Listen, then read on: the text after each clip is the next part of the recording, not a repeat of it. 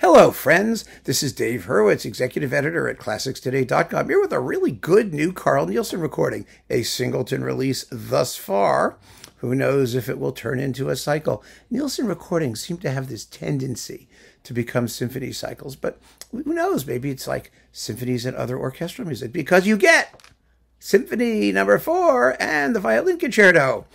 This is with Edward Gardner and the Bergen Philharmonic Orchestra and James Ehnes, violinist. Now, the Violin Concerto, let's start at the beginning here. Ehnes is just a great violinist. Let's be clear. He's just one of the great ones out there. I mean, he plays it marvelously. I mean, this is one of the least popular sort of quasi-romantic, borderline contemporary violin concertos out there. And the reason is because it follows a completely unique emotional progression. And what matters is the expressive progression rather than the violin concerto part. It's the kind of thing that only a composer who was himself a violinist could have written, because he's writing a sort of against the virtuoso. It begins with a really passionate exordium. It's just beautiful and free and rhapsodic and full of tempestuous emotion.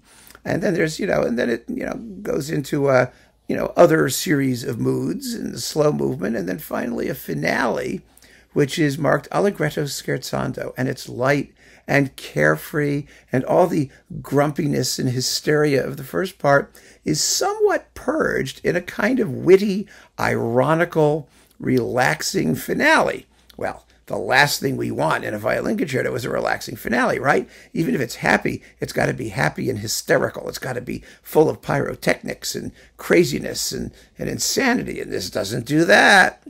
It just doesn't, and as a result of that, nobody plays it. Nobody much cares for it. But if you like Nielsen, you're going to love the Violin Concerto because, excuse me, Gesundheit, dear. That's Mildred.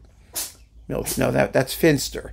Pardon me. Finster is the one getting over her respiratory tract infection. Mildred is in pretty good shape. Anyway, so that's the kind of thing. Violinists want to have a dazzling finale. But Nielsen does Nielsen first, and Violin Concerto second.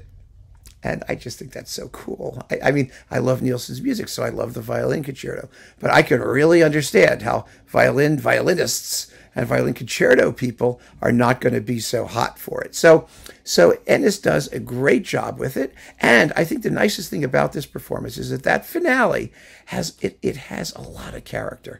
You have to be able to have personality at every emotional level of the piece in order to pull it off. It's that simple. I mean, perhaps the reference recording is the one with, who was it, Cho Lang Lin, with Esa-Pekka Salonen on Sony, which is also great.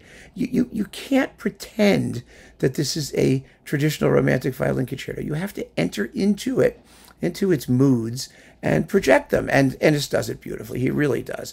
I loved the finale in this performance. I thought it was so full of sort of puckish wit, which the music has, and you just have to get into it, and it's great. Now, the Fourth Symphony is, of course, Nielsen's most popular. It's subtitled The Inextinguishable, which is like, the fire's burning and you can't put it out, which I guess is what that means. In Danish, that's det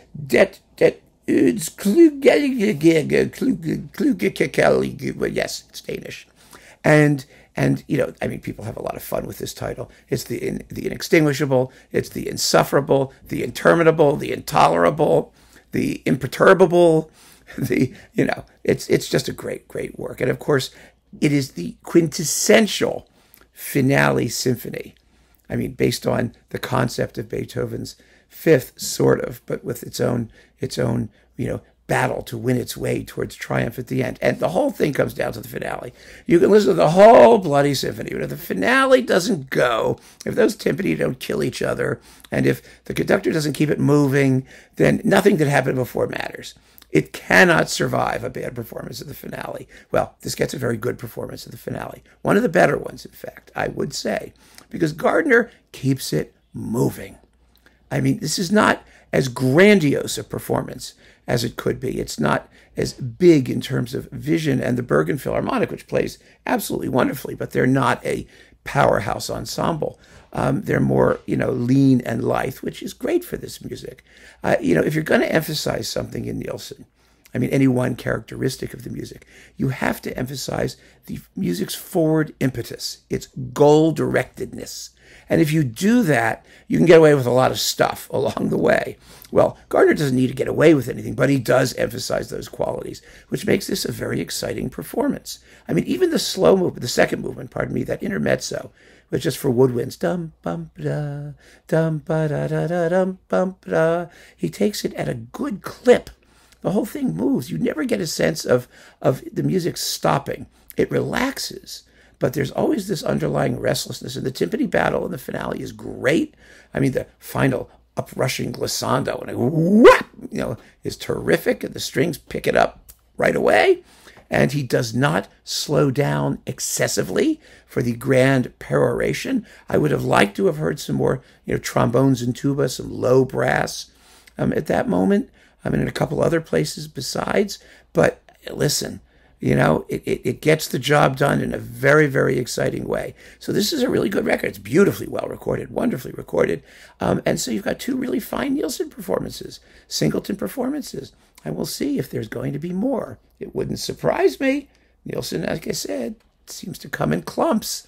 But if this is a singleton release, I would be happy just to keep it for what it is and not worry about what's going to come later, So keep on listening, friends. Thanks for joining me. Take care.